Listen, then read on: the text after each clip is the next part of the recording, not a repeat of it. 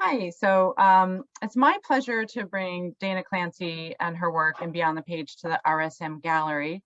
She's a painter and associate professor and the current director of the School of Visual Arts at Boston University. She's represented by Alpha Gallery in Boston, has had solo exhibits there, as well as at the Danforth Museum of Art, the Brattleboro Museum and Art Center, Laconia Gallery, Harvard University Medical School, BU, and many other venues. She's been included in group exhibitions nationally and internationally, and has been the recipient of a St. Botol Foundation grant, a grant from the Artist Resources Trust, and a Close Award residency grant from the Vermont Studio Center. Her work has been published in the book 100 Boston Painters, included in several editions of New American Paintings Northeast, and has been consistently reviewed in the Boston Globe. So I'm really pleased to welcome Dana, and she'll be talking about her work, and then we'll do, I have some questions for her in a Q&A, and we'll open it up to the audience since we're a really great size group for that. So thank you so much for joining us, everyone. Thank you so much, Danielle. I'll go ahead and share my screen as I'm really thanking Danielle for many years of friendship as an artist and for curating. She's an incredible curator. Just doing this. Can you give me share screen? Privileges.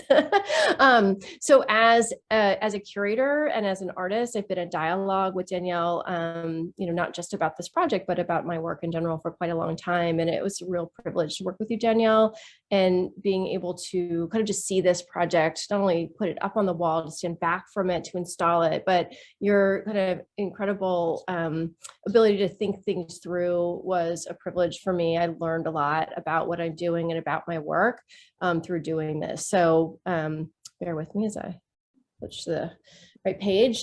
So I'm so grateful, like beyond grateful. You're part, and Danielle is in the show multiple times. So it's a funny thing of like, we said, meta, the word meta has been a little bit ruined, but there's a lot of meta going on in this. And so thank you so much, and Hope, thank you for the opportunity to show at RSM Gallery at Bentley. It's a perfect size space for the work, to be able to put it up in a little cube. I'm really excited to show the work in a gallery. In a library institution. I'm thinking a lot about word and image, but I did want to just mention, I wrote a little bit of an intro just because it's just a different body of work for me, and it makes me feel like I need to kind of just say a couple of introductory remarks about how I got there.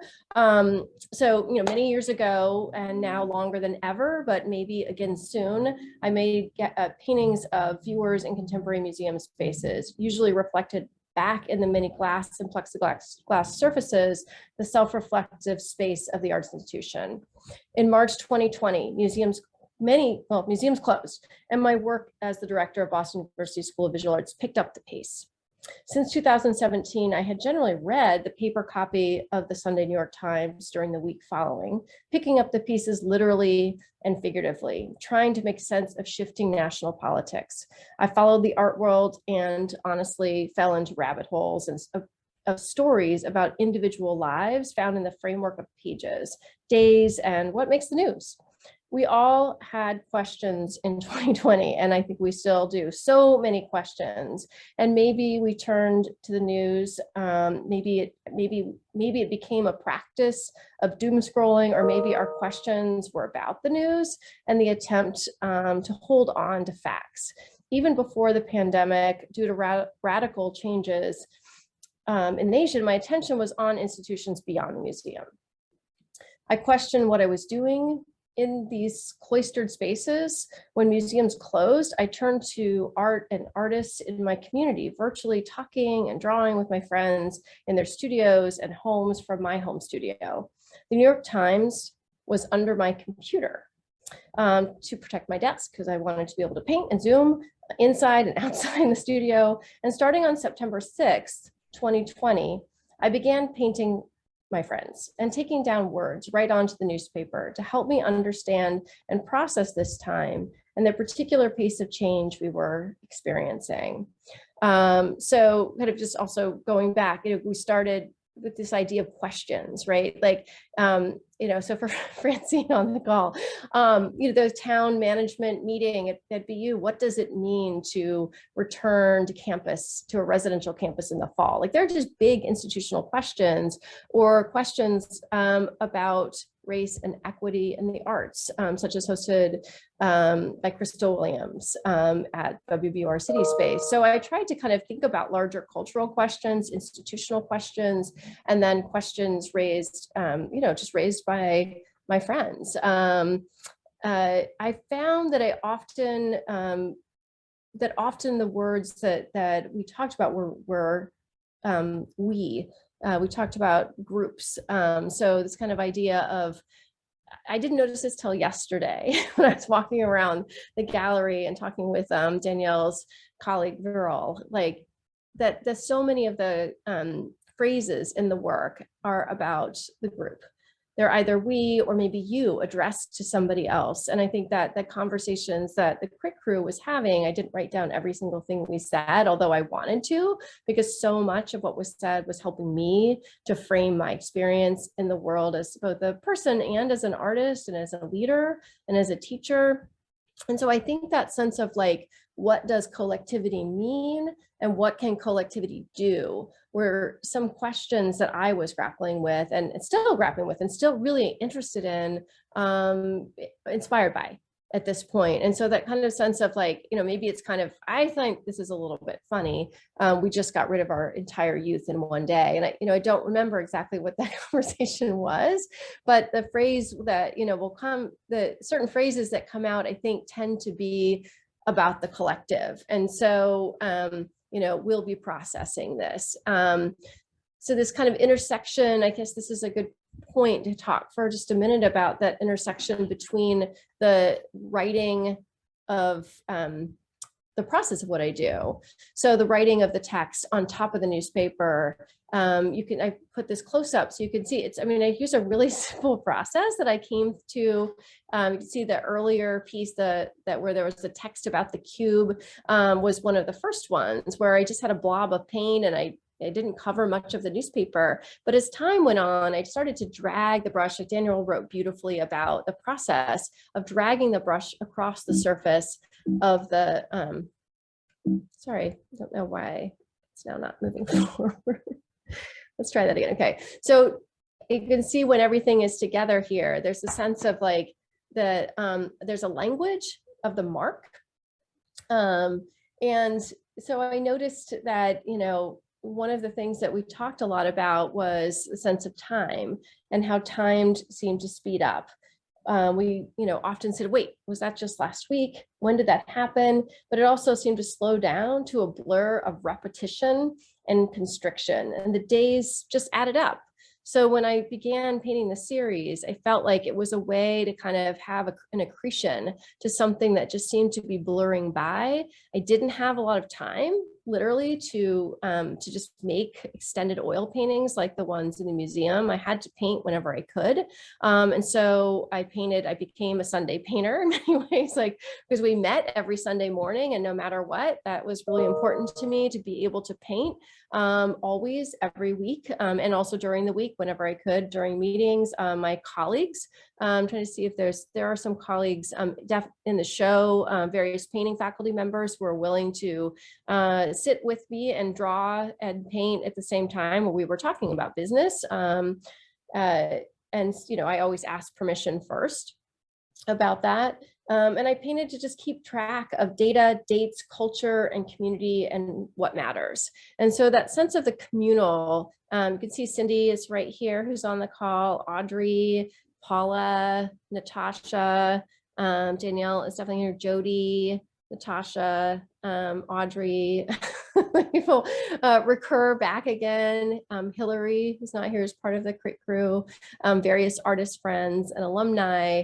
A lot of these conversations became kind of a recurring community conversation. So if the theme kind of running through this is this daily accretion of experience, and that includes national news experience as well as change, things that were in flux. There was so much flux.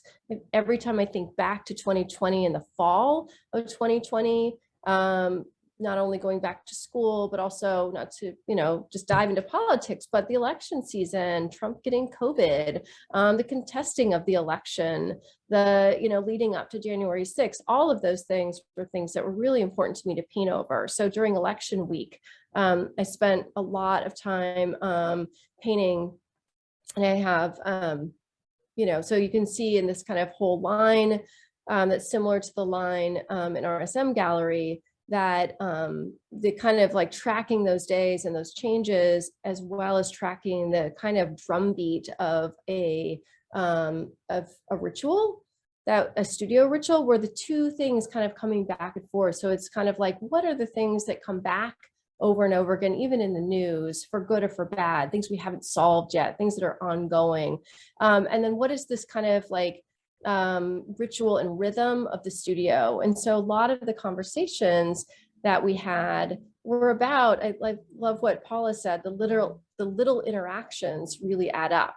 We're about that additive sense of day after day after day. You kind of come away maybe with an understanding, and we come back to the quote of, we'll be processing this. So this almost becomes a bit of a studio machine for processing change. Danielle and I, a late breaking decision, there's a case in the gallery, and I kept, we had talked about me putting something in the case, maybe something about process, right? What's the process for making these?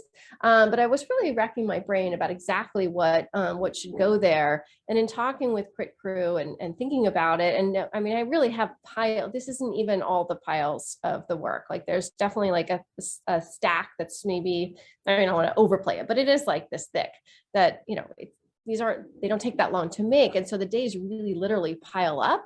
And so I got really excited in working with Danielle to kind of lay out all of those days and to kind of show that piling effect that I think you get in kind of walking through a timeline of the gallery. But maybe this is more also what it feels like of like weight. Like a lot of what I've been thinking about is the kind of, what is the intersection between the daily joys and ordinariness of life. I mean, I haven't been highly impacted by COVID, other than to want to take good care of a school that I'm stewarding, and want to make sure that my students are doing okay, and I want to make sure their mental health is okay, and the faculty, so in that way, I've been impacted by COVID, or certainly with museums shutting down. But in other senses, like I've gone to work every day. So my daily routine is actually pretty ordinary, just drive into work, go to my office, just have to wear a mask. And so I was trying to juxtapose like this kind of like ordinary, I guess, foreground of one's life. I think one thing I've talked about in the statement is like the fact that it felt like the middle ground fell away. The middle ground of politics fell away. There's just like right or your left, and that's something that the Crit Crews talked about. I've really like appreciated so much. I feel like especially Jody, a representation of like how to find common ground anymore between people, and that search for the common ground is something like that I feel like artists are really like often seeking to use art as a way to engage in open conversations. And so in painting, I think it was one way to kind of find this, like, I don't know if it's a middle ground, but to kind of collapse this ground of the news was always usually background, maybe literally in the background, right? Playing on a TV or something, or you open the paper and things of course impact you, and that's, how things go. But I think, I felt so much that it was shocking how much every single day, especially in 2020, the news felt so personal, that this is really impactful, and I must do something about it. What can I do? How can I act? How can I work for social justice, or just like I feel out of control. So I think that sense of foreground and background lives seem to collapse together a little bit. And maybe that seemed to come to me as this was on election night, sitting with my friend Frank, who a lot of and just, there's no words. I feel like in some ways there was no words. We were literally just watching in 2020, watching the election happen in front of us and painting, even though we were talking with one another. It was really, more about like the page, and the blue and the red was, chosen purposefully for that, and to kind of represent that.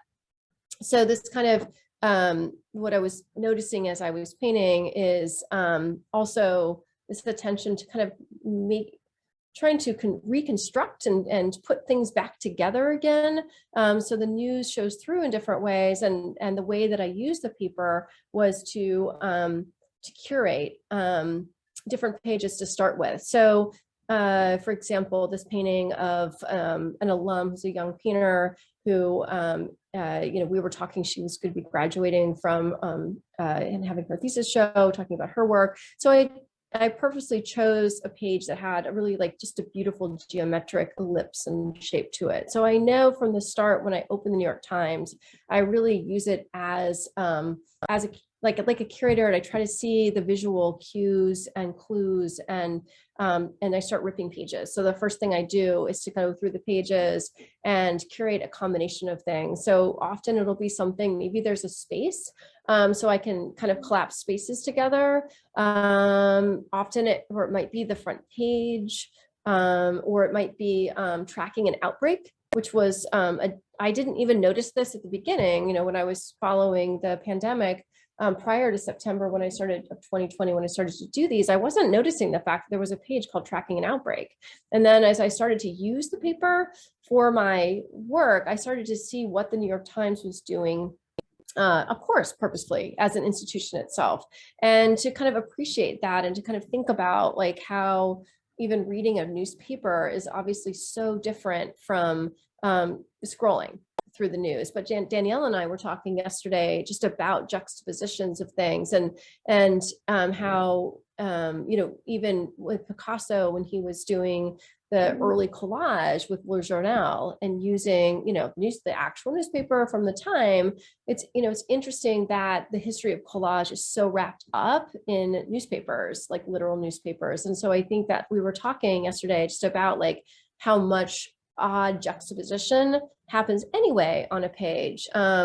So it might be not so much this, there was, well, it'll be a little bit later. There's some phrases that come up. They're just in advertisements, but I feel like those phrases in advertisements, once you cover up most of the text and you let those advertising phrases show through, or I let the images show through of a couple of things, those text advertisements start to become more activated in that juxtaposition that one might not notice if we just know that's how a newspaper functions. I did put, now I've got where my Zoom is kind of covering this, so I can move it.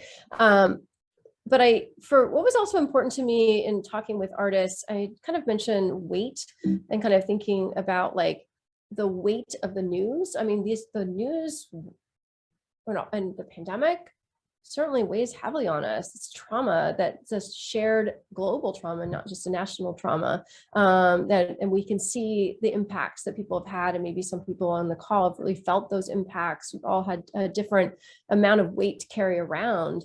And so in painting these, I feel like I was kind of I guess, playing with is not the right word, but it's that sense of the weight of paint, and the physicality of the studio materials became a way to make the news less abstract in some ways. And so I found myself often wanting to write about the material. So in this last two, my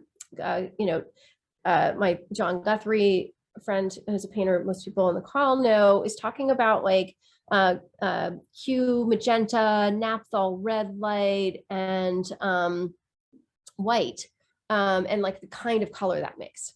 And so that kind of sense of the specificity, let's just get down to brass tacks. Let's just talk about materials. We don't know what the world is going to hold. Maybe we should talk about copper wire.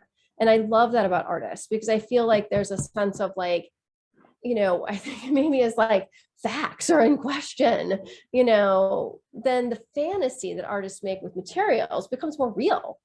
I think that for a long time as an artist, I will just say, maybe in an academic institution, there's always a sense of, the artists over there making their fantasy world, that's all great for them. But over here, we've got the real scholarship or the real facts or the real things. And I think that the sense of the real that artists work with is really is something that's on my mind. And so it's the real materials, but it's also the real spiritual work that we're doing, because the artist is, you know, is there to reveal truths that are really quite important. And so I think a lot about like trying to reveal, maybe in all these conversations, about what really matters.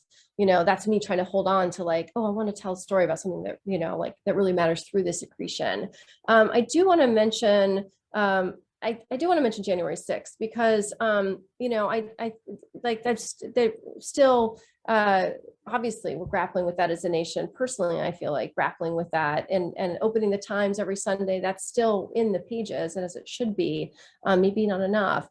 So, you know, this is an example where all of these 3 pages, actually, I think the dark one in the middle was the Sunday after. But the 2 on the one on the left and the one on the right were from that day, because I wasn't, I had more time at the beginning of January because I didn't have classes. The faculty weren't around. So I was trying to get as much painting done as possible. So I had set up a bunch of meetings with staff and faculty. I was actually still doing work stuff, but I stayed at home to do it, and painted through it. In the morning, this was before everything happened. So in the morning, I was just talking with a staff member who had agreed to sit for me, and talk about the relationship of like math and art, and we're just having a normal conversation about art and math. And then by the evening, this is a conversation with an alum and a painting faculty member, and talking really about how laughter, I don't know if I'll get the quote exactly right, but laughter is how the body heals itself, you know? So we were talking just about like ways, you know, we're already kind of trying to process what had happened that day. And this kind of like text over text over text, just talking and talking through it, was really an important process, I feel like, to go through. So I think, if I didn't used to use language, and I'm not sure I always will, I think for me, the language part of this is that there's so much to process. And so it's the painted form of language is helping me to do that, because the stories are so real. And then, you know, I'm coming close to the end here. And then just also archiving. So the kind of sense of, again, archiving a combination of things, I think, is on my mind. Archiving the actual news in some ways. Like, it feels like, oh, this is a very historic moment. I am destroying the paper by painting on it, while also, like, you know, once the paper is painted on, it is, it's not as fragile, actually. Like, so those fragile pages, like the yellow paper, is supposed to crumple and, you know, it just fall away into little tiny pieces, and yet once it's painted on, it's actually robust. And so there's something like a kind of conversation that I kind of like about, again, going back to that weight of the paint, kind of holding on to time.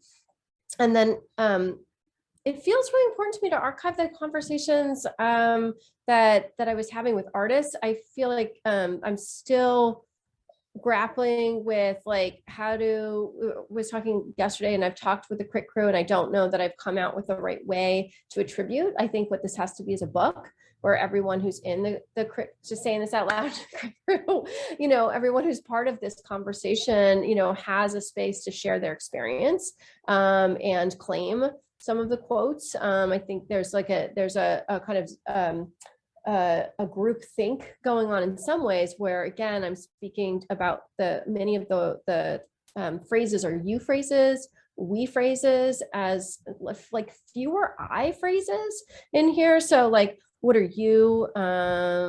Oh gosh, I can't even read that. I or I can if I am actually seeing it, but I just don't have very good eyesight for the screen. What are you? Something as the maker, and you're viewing as an archive. So it's like, maybe my hope is that the reader of the show can be spoken to, right? It's that like the narrator is pulling the reader in by addressing them.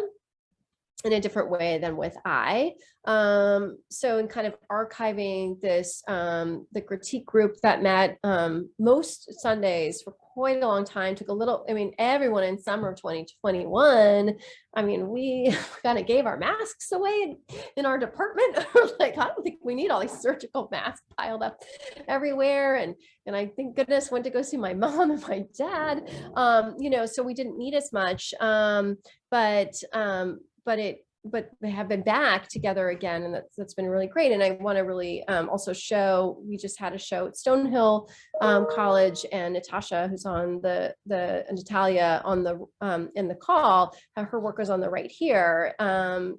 So both of us were working with the Zoom, and I was very influenced by the kinds of things people were actually making. What Audrey was making was also in the show, what Audrey was making in her studio, and being able to see that, being able to see Danielle bending copper wire, as you know, shows up in the work itself. So I thought I would end by just bringing back that kind of sense of a communal space as to maybe forge some connections, because I think that, you know, even though the work looks really different, material is really different, subject is different, my work previous to this time was definitely also still about like communities and how communities engage with what matters to them, and to me, like art, because that's what matters to me. So that's what I want to know about. And also the relationship of individual to community is like just an ongoing question for me. You know, maybe just as an artist, like that's always the question. You do things, you know, you want to, in a museum space, it's really the most public-private space I can think of. I think very differently than a church or a mall or anything else like that, because you can go there by yourself for reverie. But often the best way to be in a museum is to kind of instigate conversations through the things that you're doing, and to gather there in groups, which I have done with many of you on the call. So, you know, just bringing back some of the older work and kind of, if we have time, I'll screen share a project I did for the Brattleboro Museum that was based on Facebook networks. And so kind of was a little more aligned with this and being about kind of art, like directly about artist networks. And that was in 2009. So like about 10 years later, like here we are, you know, again, I'm coming back to it in a really different modality.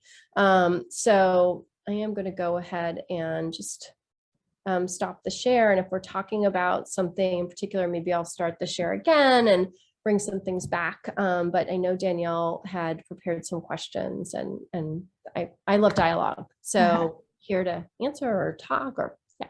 Yeah, I did prepare some questions, but I also know, like, you know, I don't know when different people are able, like, coming or going, or whether we should just open it up and then I could wrap in my questions as we go, or what do you think? Because not to change the game. Yeah, sure. I think like if people, I mean, this is a small group and like a lot of friends. So yeah. People have questions. I feel like you could put them in the chat, or you could just kind of go, oh, I'm going to ask, you know, like do that little signal. Like, yeah, We're do all a on hand one raiser. page. Yeah.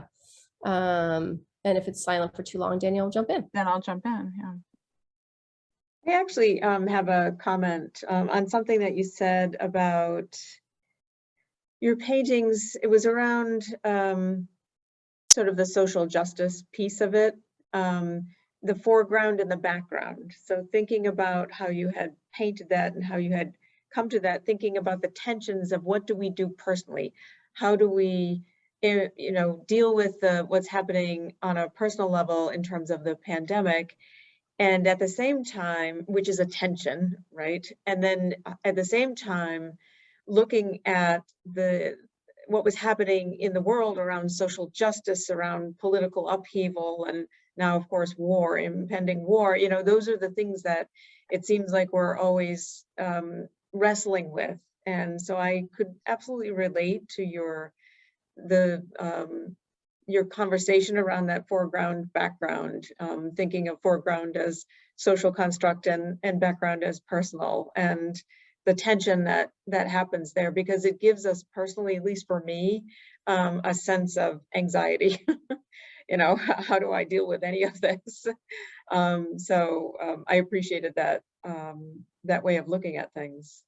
That's all I wanted to say. Thank you. I really Yeah, and this is all questions, right? Like, I think that sense of being okay with saying, like, we don't have the answers, we're going to have to be in the questions together, and inviting more people into asking those questions is something that I aim to do this year. I feel like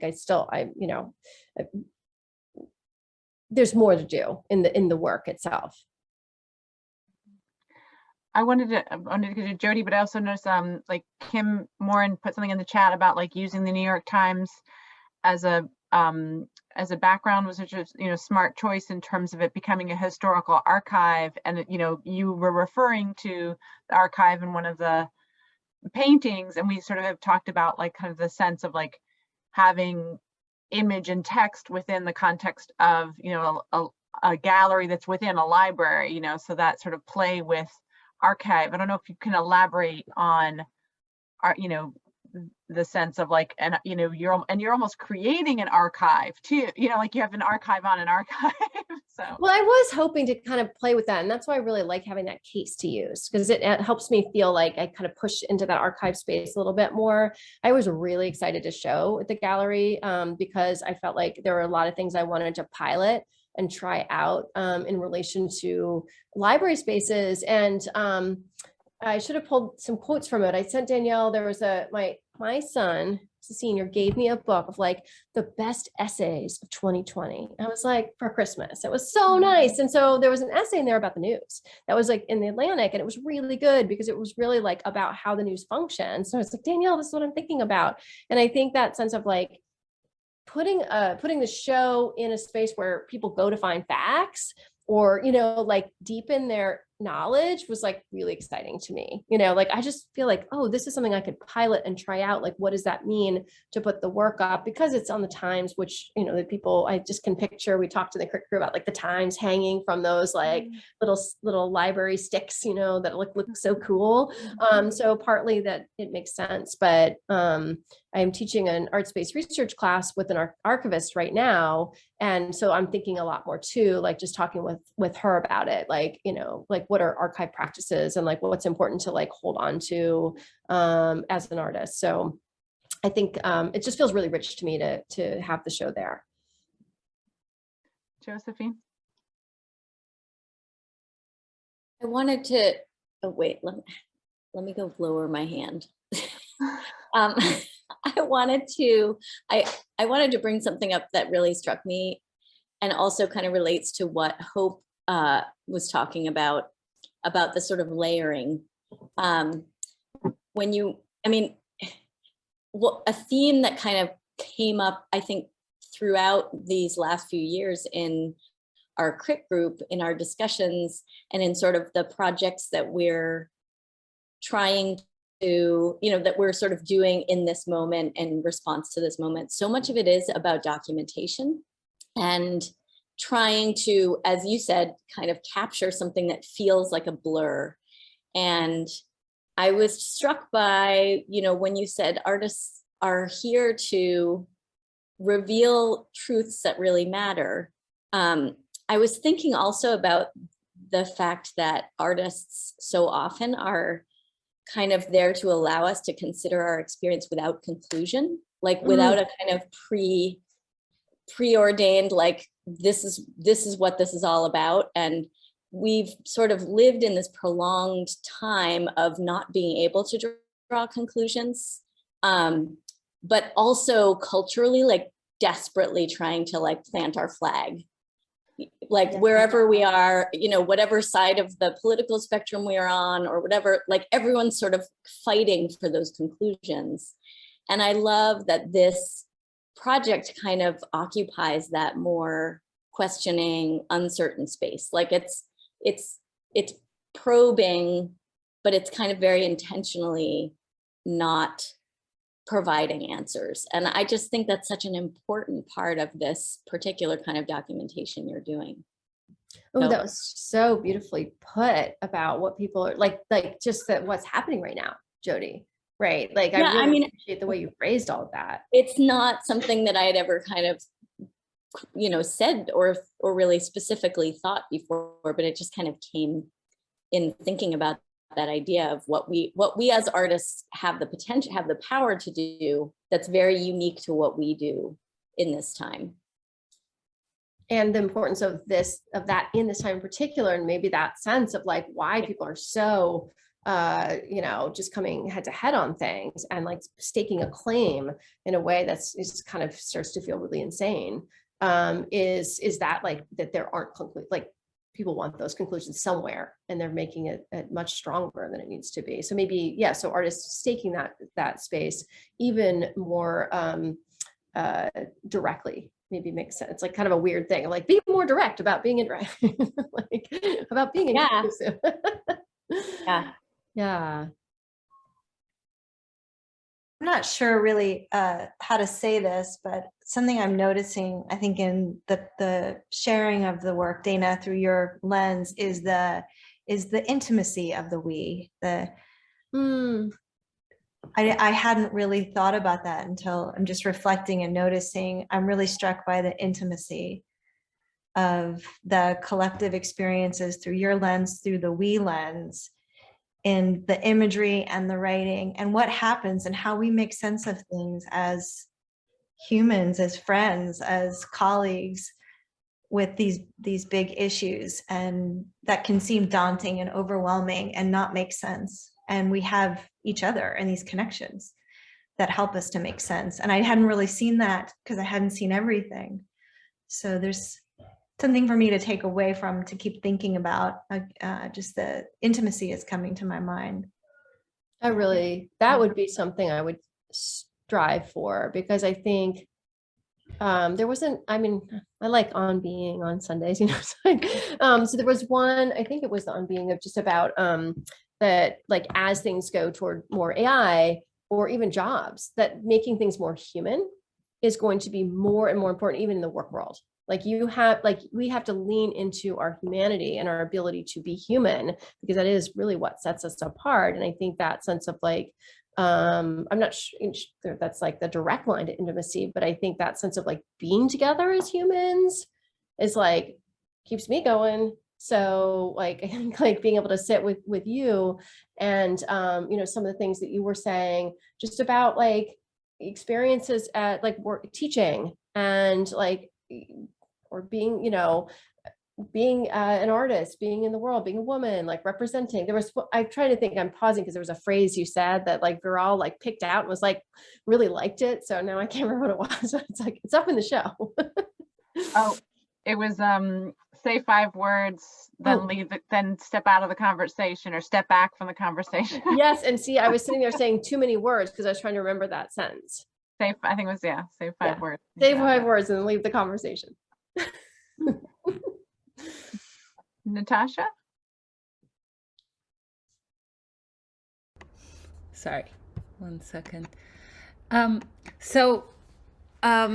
In connection with this, your process, and just having spent some time looking at the show yesterday, one thing I came away with was how your picking of the words, even though it's an archive, it's also kind of as instinctual as the way you pick maybe the images, what you choose to paint, and what, the colors.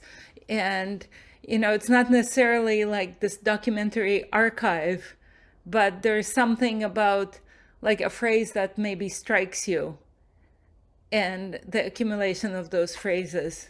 And I just love how there's this ebb and flow of the words and images as you move through the time sequence. I think that is a space of discomfort for me a little bit, because the paintings of museums are like so much, I mean, they've got their loose moments and stuff, but they're more finished, and there's more like, I mean, some of the portraits just like, they're not right. Like, they're just like, they just feel like kind of crazy. I got to capture this, and people are just talking too. I have never used a screenshot. I mean, I take them because people are awesome and they're holding up things and they're doing, so I'm like, oh, not a screenshot, but then I have like piles of them, but I've never gone back to use a screenshot for any of the paintings. And I've just left, because it's somehow that just what feels right to me is to let them be. But I am it's uncomfortable for me because they're not as finished as the other work or whatever. You know, what came before the pandemic was it was the before. I mean, I'd like to get back to some of that. But there's an urgency, Yeah. both to the words and the images, that is just really important. I think that sense of, yes, trying to capture the emotion. Thank you for that, Natasha and Kimberly, for saying that. I think that's where I think I wasn't always comfortable with like how much emotion and my own emotion to show. And I've actually talked to, I mean, Cindy, I think we talked years ago, we talked about that with my museum paintings, right? And like never forgot that conversation. So, you know, sometimes you might, like 20 years ago, you might have talked to a friend who said like, hey, you know, could you show more of your, you didn't say that, but like, you know, there's certain things that like, I feel like in the museum paintings weren't showing. So maybe this is my chance to bring that sense of urgency and emotion into the work because it is about people. But there's also a space. It's not like overwrought in any way. Yeah. Oh, I don't know.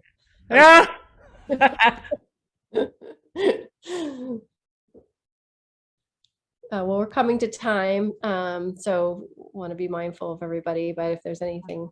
Hi, Paula. Yeah. Yeah. I think I just had some of my other questions, but it's a lot of the questions you had, you know, answered in the talk. I think, and just the newspaper itself, I remember I wanted to ask you like the choice of that. And of course now that's such the core component of it.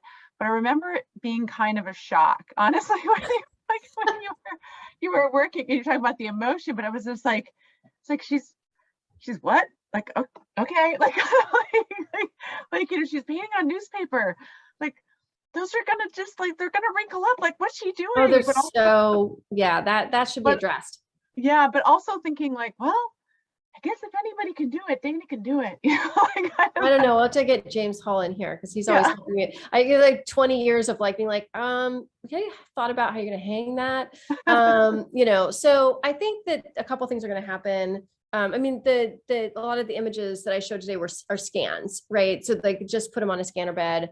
And you know, there's certain, I'm kind of interested in, this has been a time that has worn away at us. And, you know, there's a sense of living through something that has made me feel older. So the yellowing pages that have changed over time feel actually important to me. And there's a point where I want to make sure that they're all scanned before they just disappear. But I think they're more, you know, they'll live on as scans. And then the pile of newspapers in the case, the top of them is like, they're just some collage I started making, and they're not even glued down yet. Like I have done glued collage, but with those, I just let them just sit on top so they feel like they're sitting.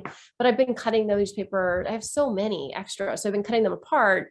You know, save some, scan them, but the ones I'm not going to use every little bit of them. And so in putting them back together and gluing them down, they then become archival again. I mean, it's like they're glued down. They've got I mean, they're on a panel, they're sealed under the acrylic, et cetera. So there are ways, especially because they've been painted over. So when I'm cutting them, I'm really using the like heavily painted parts, which, you know, they don't feel so fragile. So actually there are ways I feel like to just work with it and have a kind of like bring back that weight. I want to make bigger pieces.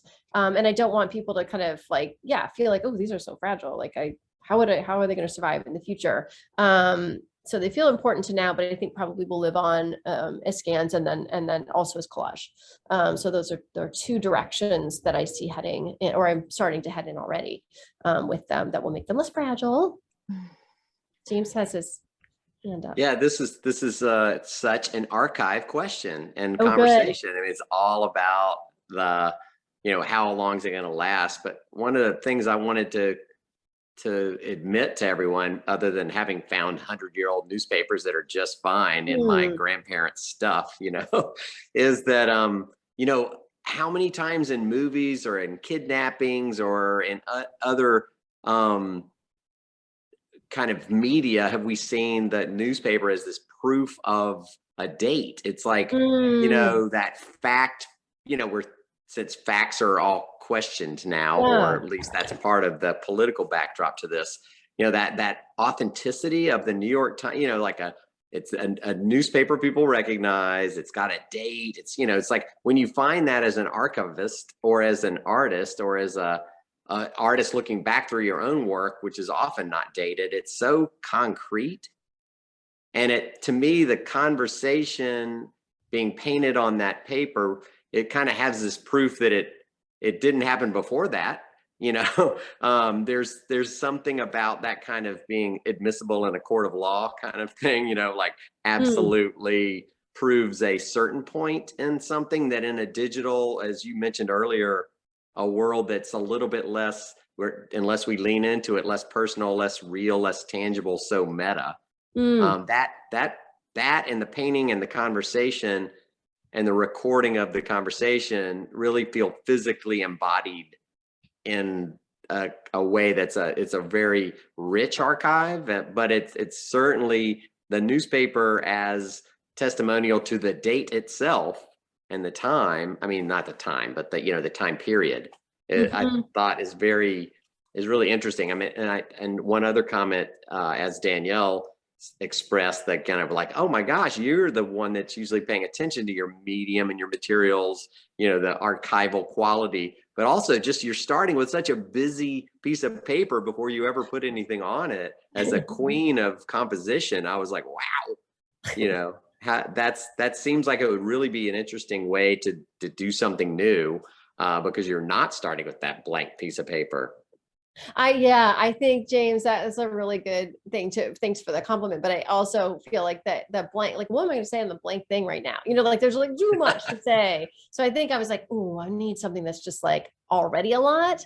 And then I'm going to take it back instead of like, it's nothing. You need to put everything in there. Cause like, where would I stop? And then there's also like something that I didn't talk about, but it's actually super important to me as like a joyful thing. And that is that, I mean, I love chance. Like I love chance, like connections between people. I love when someone's like, oh, I'm thinking about you. And I just text, you know, like that does happen, or just anything like that. And I think that when we were stuck in our houses more, like there was less chance going on. Like you didn't get to run into people, or I don't know, fewer conversations. And so the chance that like started to like be joyful or fun to work with would be like, just like painting someone. The other day, this happened with a piece of paper that I had pulled out, and it was like about train stations. And I was about to hop on a call with a friend of mine who I hadn't talked to quite a long time. And I'm like, I don't know why this train station is probably not going to have any connection. And then she ended up talking all about her wanting her daughter to go traveling around Europe, and like, and her main theme, the thing I wrote down was like, we just can't, I miss the places we would go. Like it was so related to like the under image of all the train stations. And I was like, so there's definitely a dialogue that's like a curate, maybe curating, but maybe it's also more like just like a feeling of like recognition. Like I see that, like Kentridge talks about recognition a lot, like William Kentridge, I see this, I see that, and then it becomes a third thing that's like a poetics, but you don't have to force it. So, you know, thanks for bringing that up. And Rangeley behind you. Yeah, he heard you talking, so I want to say that. I had one other thing. Dana, could you connect the dots between this and that period of time? You had a piece that you showed in the Laconia lobby that had a Facebook kind of based piece where you were talking about the profile. You sat with a person and drew them, and you kind of compared that to their profile picture that they used online, and that seems to be kind of a parallel investigation as far as your, like, the meaningfulness of being in person with someone. Was it this? Oh, look, there it is. Nice work. You're good. Yeah, I had it, you know, in my Acrobat. I couldn't quite get it into the slideshow, but this is like, doesn't look the same, but was, and also like people who are on this call are also in this. My long-term friendships matter. There you go. To me. And so, including you, James, you're in here, and Danielle and Natasha and Cindy. So I think, yeah, this was about the old Facebook. Like when I first joined Facebook in 2009, and it was kind of like, I just joined and I just see how many people, and I like let people friend me. As soon as someone friended me who was an artist, I painted them. So it was like a kind of game or something like that. And then I just looked to see what natural chains of connection would everyone be connected. And indeed, after I had like 40 friends, this is not many friends, like 40 friends, they were all connected. And at that point, like I just couldn't paint fast enough. I had to just kind of, so this is not even that many friends. It was like, join Facebook and see what happens back in, more than 10 years ago. And here we are, today in other virtual spaces. And I tried to pull them up. I took pictures of my studio, and then I'll, today, because I was like, oh yeah, that would be a good idea. And I just didn't have a chance to upload them. But, like, here's a picture of, oh, you won't be able to see it because that's cool. Like, no, it worked. The digital, the kind of, well, he's floating there. So I was painting webcams back in like 2003. And here we are, just right. like I remember those on webcams. So that was my coming back around again. So anyway, thank you so much, Danielle and Hope, and everyone for being here and spending an hour with us in the middle of a day. Really, really appreciate that. And the questions, incredible things. It's been a very rich conversation, and one I'm not often, maybe never, have been a privilege of being a part of. So I really, really appreciate it. Oh, thank you. Thank you everybody for joining us.